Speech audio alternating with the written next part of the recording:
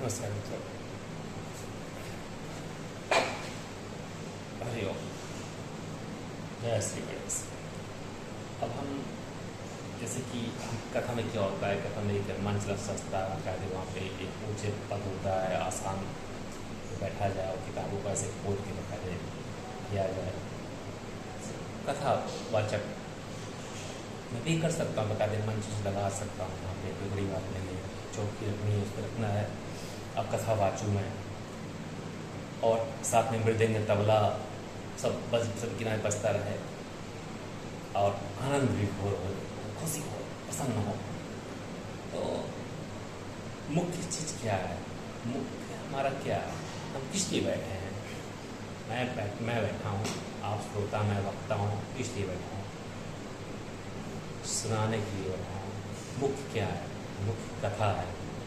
अब मैं चाहूँ तो बकायदे माइक वगैरह ले लूँ मैं और उस समय कथा बाचूँ, ठीक है अपने हिसाब से।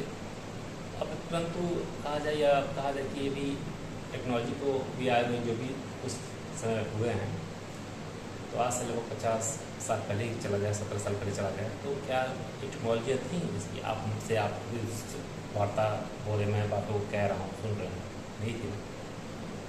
तब क्या कथा नहीं होता था? तब भी कथा होता था। तब शिष्य रूप में जाके गुरुकुल में शिक्षा ग्रहण करते थे ऋषि, और अपना कथा वाचते थे, राजा महाराज जो भी लोग थे, पंडित जी जाते थे वहाँ पे कथा वाचते थे। हम ऐसे कथा वाच सकते हैं, लेकिन मैं चाहता हूँ बिना किसी के मैं शोर को क्यों करूँ? मैं लाउड स्पीकर लगा दूँ, कस के बता दे लाउड। आखिर में कोई बीमार अगर मेरे पड़ोस में कोई है, उसको तकलीफ हुई, दुख हो रहा है, तो मेरे कथा कहने का कोई मतलब नहीं रह गया। ये दिखावा हो गया, इसको कथा नहीं कहा जाएगा, इसको दिखावापन कहा। अरे फलाने के घर में कथा हो रहा है, बता माइक लगी हुई है, आवाज़ के खूब दूर तक, कोसों दूर तक सुनाई दे रहा है, और यहाँ थोड़ा पोल पे पोल लाउड स्पीकर लगवा दिया गया है ना। मैं वक्ता हूँ, मैं कथा वाच रहा हूँ, उसका मुझे पता है। आप श्रोता सुन रहे हैं, उसका अपना अलग पता है।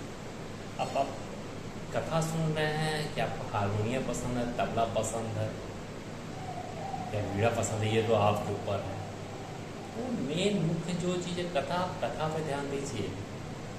और मैं आपने देखो, मैं तो कुछ एक्स्ट्रा नहीं बोलता, मैं सिर्फ बोलता हूँ चलिए आगे चलते हैं।